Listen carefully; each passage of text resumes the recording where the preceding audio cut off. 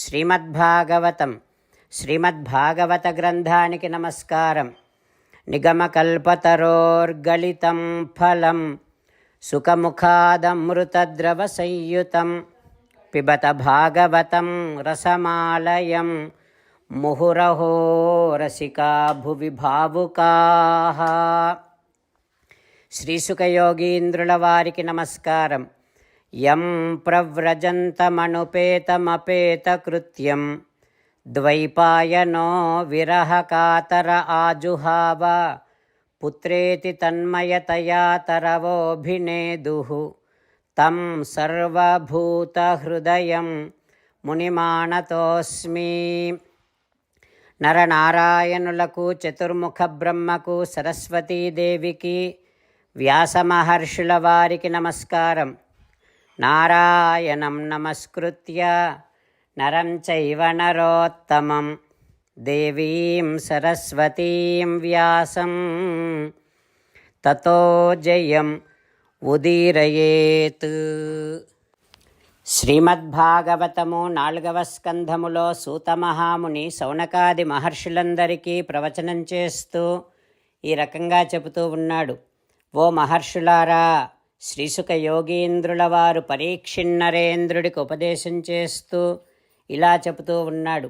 హో పరీక్షిన్నరేంద్ర, మైత్రేయుడు విదురునికి శ్రీమద్భాగవతాన్ని ఉపదేశం చేస్తూ ఇలా చెబుతూ ఉన్నాడు.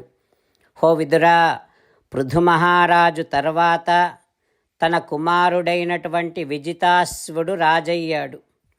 ఆ విజితాశ్వుడు తన సోదరులకు హర్యక్షుడికి తూర్పు దిక్కును, ధూమ్రకేశునికి దక్షిణ దిక్కును, వృకునికి పశ్చిమ భాగాన్ని, ద్రవిణునికి ఉత్తర భాగాన్ని ఇచ్చి వారిని పరిపాలించమని చెప్పాడు.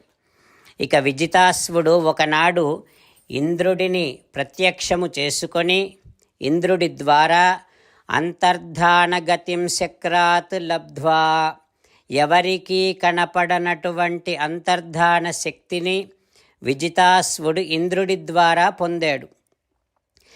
ఆ రోజు నుంచి అతనికి అంతర్ధానుడు అని కూడా పేరు వచ్చింది.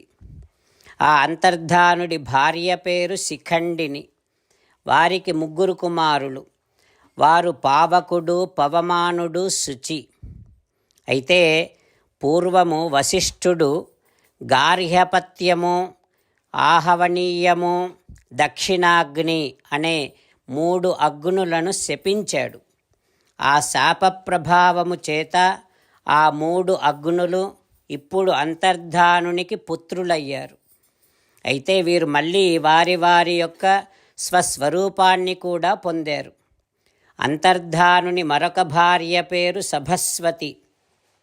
అంతర్ధానుడికి సభస్వతి వలన హరిర్ధానుడు అనేటటువంటి కొడుకు పుట్టాడు. ఆ అంతర్ధానుడు ఒకనాడు దీర్ఘసత్రయాగము చేయాలి అని సంకల్పం చేశాడు అంటూ మైత్రేయుడు విదురునికి ఉపదేశం చేస్తూ ఉన్నాడు. ఆ తర్వాత ఏం జరుగుతుందో రేపు తెలుసుకుందాం. ఓం శ్రీకృష్ణ పరబ్రహ్మణే నమః. ఓం అస్మద్గురుభ్యో నమః. అంతేకాకుండా మనం ప్రతిరోజు శ్రీమన్నారాయణుడికి ఒక 8 పనులు చేస్తాం అని మాట ఇద్దాం. ఎందుకంటే శ్రీకృష్ణ భగవానుడు 18వ అధ్యాయములో 65 నుండి 70వ శ్లోకాల ద్వారా శ్రీమద్భగవద్గీత అంతటికీ సారభూతముగా మనకు 8 పనులు చేయమని చెప్పాడు. అలా చేస్తే చాలు, నేను మిమ్మల్ని అన్ని విధాలుగా రక్షిస్తా అని ప్రమాణపూర్వకముగా ప్రతిజ్ఞ కూడా చేశాడు. అందుకని శ్రీమద్భగవద్గీతను అంతటినీ విన్న తర్వాత అర్జునుడు కూడా చివరకు కరిష్యే వచనం తవ, కృష్ణ నువ్వు చెప్పినట్టే చేస్తా అని అన్నాడు. కనుకనే భగవానుడు అర్జునుడికి అన్ని విధాల విజయాన్ని అందించాడు. మనం కూడా ప్రతిరోజు శ్రీమన్నారాయణుడికి ఆ రకంగానే మాట ఇద్దాం. 8 పనులు చేస్తాం అని మనము మాట ఇస్తే అది అష్టాక్షరీ మహామంత్ర జపము చేసినటువంటి ఫలితాన్ని మనకు ప్రతిరోజు ఇస్తుంది. ఇట్లా మాట ఇవ్వటం కంటే గొప్ప పూజ, యజ్ఞము, తపస్సు మరొక్కటి లేనే లేదు. అందుకని నేను అంటూ ఉంటాను, మీరు మనస్సులో భావిస్తూ ఉండండి. ఈ రకంగా మనము మాట ఇస్తూ ఉంటే శ్రీకృష్ణ భగవానుడి ముఖారవిందములో కలిగేటటువంటి ఆనందాన్ని మనం ప్రతిరోజు దర్శిద్దాం, ఆస్వాదిద్దాం. జై శ్రీమన్నారాయణ. హో శ్రీమన్నారాయణ, నువ్వు చెయ్యమన్నట్టే నేను నిన్నే సంతతము ధ్యానము చేస్తూ ఉంటా.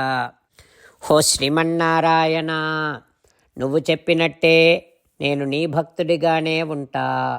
హో శ్రీమన్నారాయణ, నువ్వు చెయ్యమన్నట్టే నేను నా విధులను, కర్తవ్యాలను నీ సేవగా, నీ తృప్తి కోసమనే సక్రమంగా నిర్వర్తిస్తూ ఉంటా. హో శ్రీమన్నారాయణ, నువ్వు చెప్పినట్టే నేను నీవాడిని అనే మహావిశ్వాసముతో నీకే నమస్కరిస్తూ ఉంటా.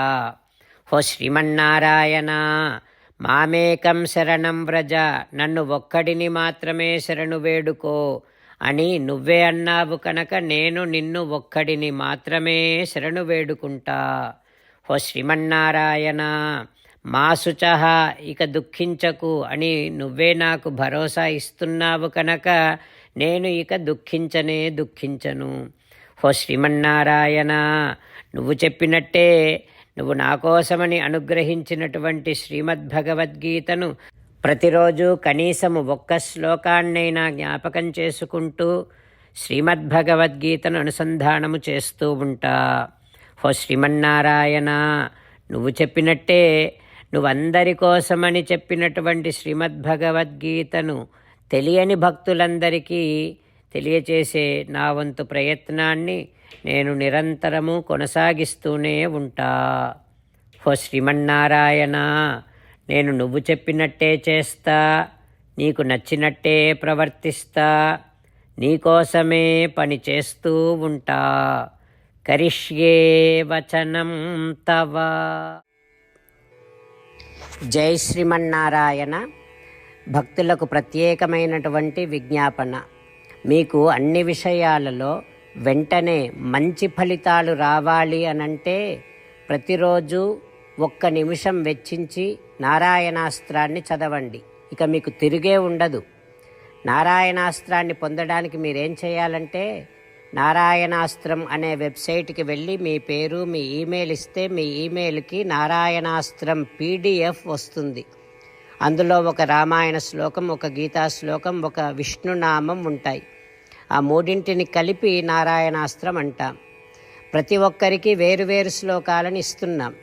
ఆ రకంగా ఎవరి శ్లోకాన్ని వారు ప్రతిరోజు తప్పనిసరిగా చదవటం వలన ప్రతిరోజు ప్రతి 24,000 భక్తులతో ఒకసారి సంపూర్ణ రామాయణ పారాయణ, 33 సార్లు శ్రీమద్భగవద్గీత పారాయణ, 24 సార్లు శ్రీ విష్ణు సహస్రనామ స్తోత్ర పారాయణ జరుగుతుంది.